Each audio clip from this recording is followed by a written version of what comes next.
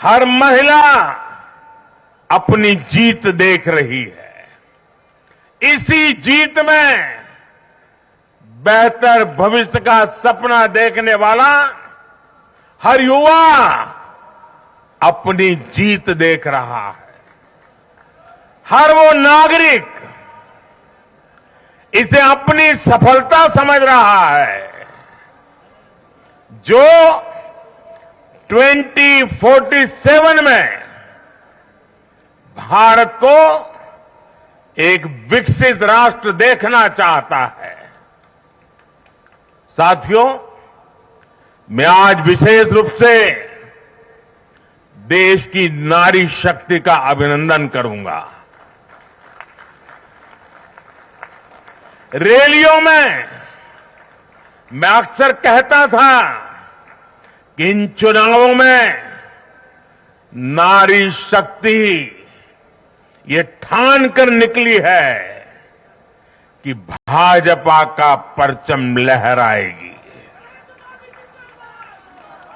और जब देश की नारी शक्ति किसी का सुरक्षा कवच बन जाए तो कैसी भी ताकत उसे नुकसान नहीं पहुंचा सकती।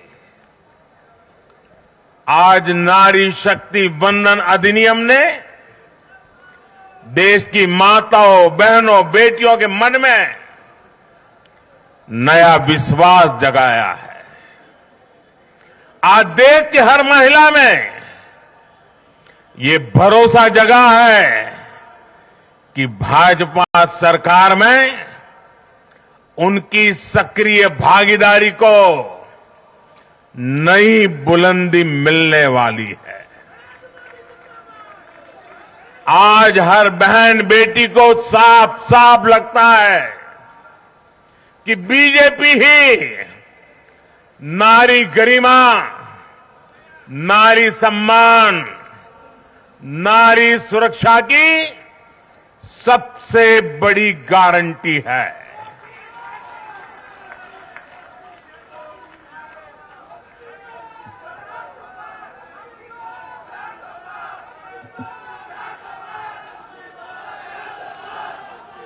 उन्होंने देखा है कि बीते 10 वर्षों में भाजपा ने उन तक टॉयलेट, बिजली, गैस, नल से जल, बैंक में खाते, ऐसी बुनियादी सुविधाएं पहुंचाने के लिए कितनी ईमानदारी से काम किया है। आज वो देख रही है कि कैसे बीजेपी घर परिवार में, समाज में उनकी आर्थिक भागीदारी बढ़ाने के लिए उन्हें रोजगार, स्वरोजगार के नए अवसर देने के लिए निरंतर काम कर रही है। नारी शक्ति का विकास बीजेपी के विकास मॉडल का एक महत्वपूर्ण स्तंभ भी है।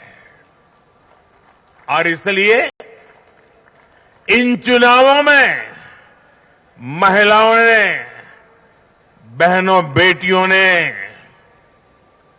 एक प्रकार से भाजपा के विजय की पूरी जिम्मेवारी अपने हाथ में उठा ली थी और भरपूर आशीर्वाद दिया है। मैं आज पूरी विनम्रता से देश की हर बहन बेटी को यही कहूंगा कि आपसे जो वायदा बीजेपी ने किए हैं वो 100% पूरे किए जाएंगे। और ये मोदी की गारंटी है।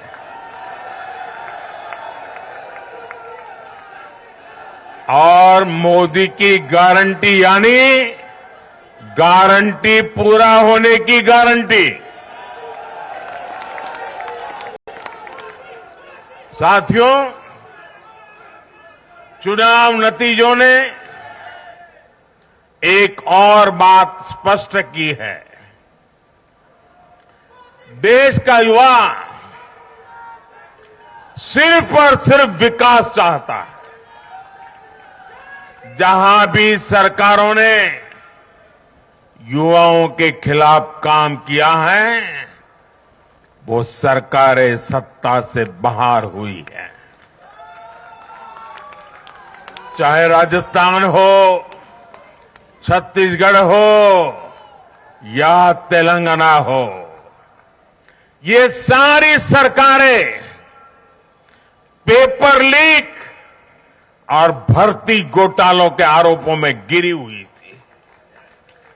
परिणाम यह हुआ कि इन तीनों ही राज्यों में सत्ता में बैठे दल अब सरकार से बाहर है। आज देश के युवा में ये भरोसा लगातार बढ़ रहा है कि बीजेपी ही उसकी आकांक्षाएं समझती है, उसके लिए काम करती है। देश का युवा ये जानता है कि बीजेपी की सरकार युवा हितैषी होती है, युवाओं के लिए नए अवसर बनाने वाली होती है। साथियों, आज देश का आदिवासी समाज भी अब खुलकर अपनी बात रख रहा है। ये वो आदिवासी समाज है जो कांग्रेस की नीतियों की वजह से 7 दशक तक पीछे रहा, जिसे अवसर नहीं दिए गए। इनकी जनसंख्या आज 10 करोड़ के आसपास है। हमने गुजरात के चुनाव परिणामों में भी ये देखा है, जिस कांग्रेस ने आदिवासी समाज को कभी पूछा तक नहीं, उस आदिवासी समाज ने कांग्रेस का सफाया कर दिया। यही भावना आज हमने एमपी, छत्तीसगढ़ और राजस्थान में भी देखी है। इन राज्यों की आदिवासी अंचल की सीटों पर कांग्रेस का सुपड़ा साफ हो गया है।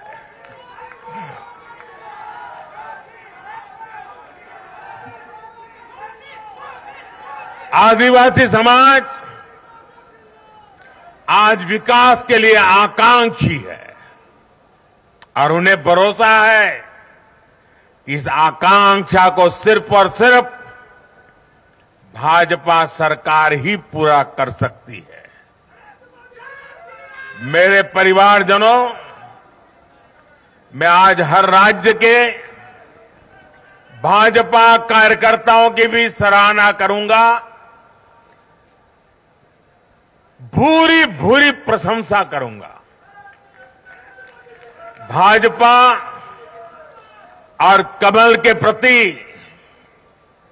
आपकी निष्ठा, आपका समर्पण अतुलनीय है।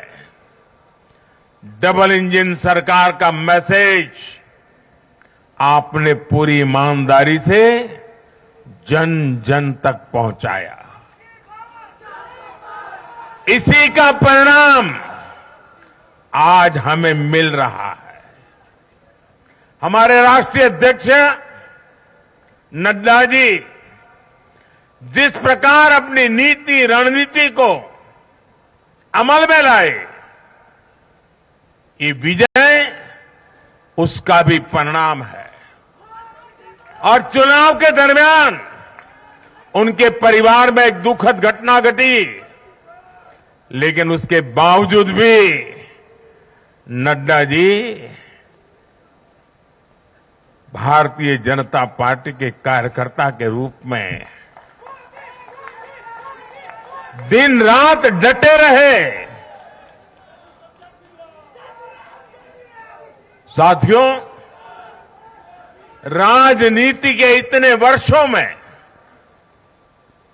मैं हमेशा भविष्यवाणियों से दूर रहा।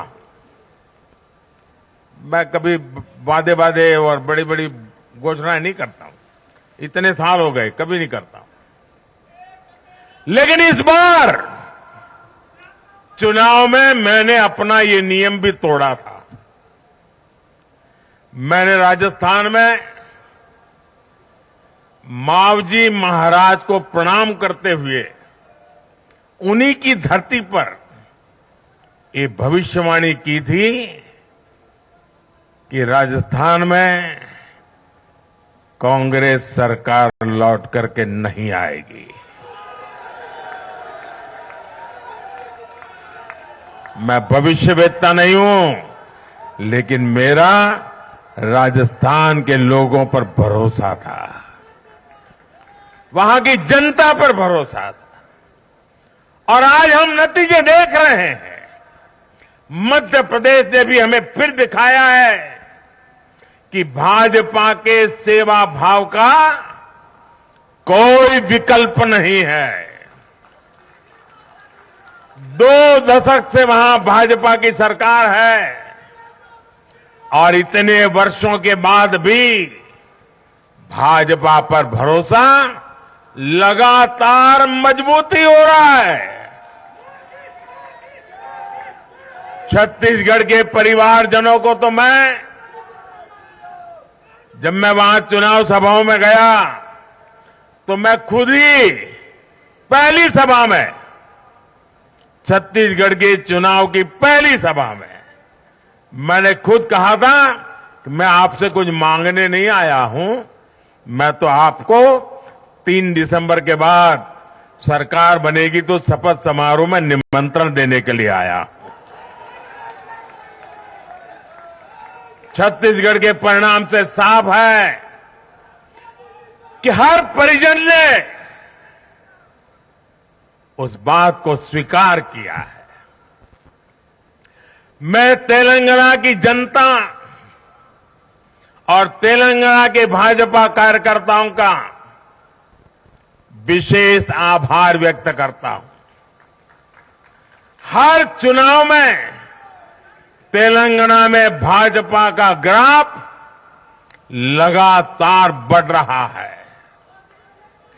मैं तेलंगाना के लोगों को ये विश्वास दिलाता हूं कि बीजेपी आपकी सेवा में कोई कोर कसर बाकी नहीं छोड़ेगी।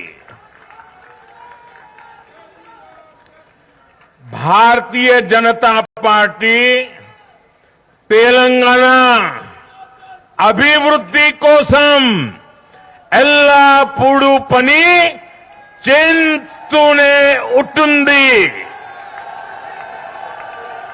తెలంగాణతో మాకు చాలా మంచి అనుబంధం ఉంది।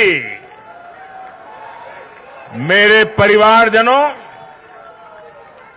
इस चुनाव परिणाम की गूंज सिर्फ एमपी, राजस्थान और छत्तीसगढ़ तक सीमित नहीं रहेगी।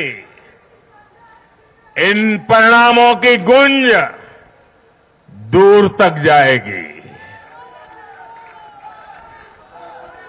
पूरी दुनिया में इन चुनाव परिणामों की गूंज सुनाई देगी। ये चुनाव परिणाम भारत के विकास पर भरोसा,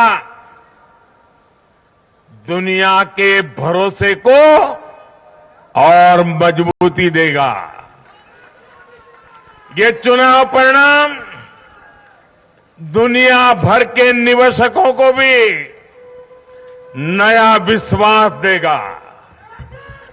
भरोसा ये कि आजादी के अमृत काल में विकसित भारत का जो संकल्प हमने लिया है, उसे जनता जनार्दन का लगातार आशीर्वाद मिल रहा है। आज दुनिया देख रही है कि भारत का लोकतंत्र और भारत का वोटर दोनों कितने परिपक्व हैं, कितने मैच्योर हैं। आज दुनिया देख रही है कि भारत की जनता पूर्ण बहुमत के लिए, स्थिर सरकार के लिए सोच समझ करके वोट कर रही है। साथियों, भाजपा ने सेवा और सुशासन की राजनीति का नया मॉडल देश के सामने प्रस्तुत किया है। हमारी नीति और निर्णयों के मूल में सिर्फ और सिर्फ देश है, देशवासी है, भारत माता की जय, यही हमारा मंत्र है। इसलिए भाजपा सरकारें सिर्फ नीतियां नहीं बनाती, बल्कि हर हकदार, हर लाभार्थी तक वो पहुंचे, ये भी सुनिश्चित करती है। भाजपा परफॉर्मेंस और डिलीवरी की राजनीति देश के सामने हकीकत बन करके लेकर के आई है। भारत का मतदाता जानता है कि स्वार्थ क्या है, जनहित और राष्ट्रहित क्या है। दूध का और पानी का भेद देश जानता है। जैसे तैसे जीतने के लिए हवाई बातें करना और लोभ लालच की घोषणाएं करना, ये मतदाता पसंद नहीं करता। मतदाता को उसका जीवन बेहतर करने के लिए एक स्पष्ट रोडमैप चाहिए, एक विश्वसनीयता चाहिए, एक भरोसा चाहिए। भारत का वोटर ये जानता है कि जब भारत आगे बढ़ता है तो राज्य आगे बढ़ता है,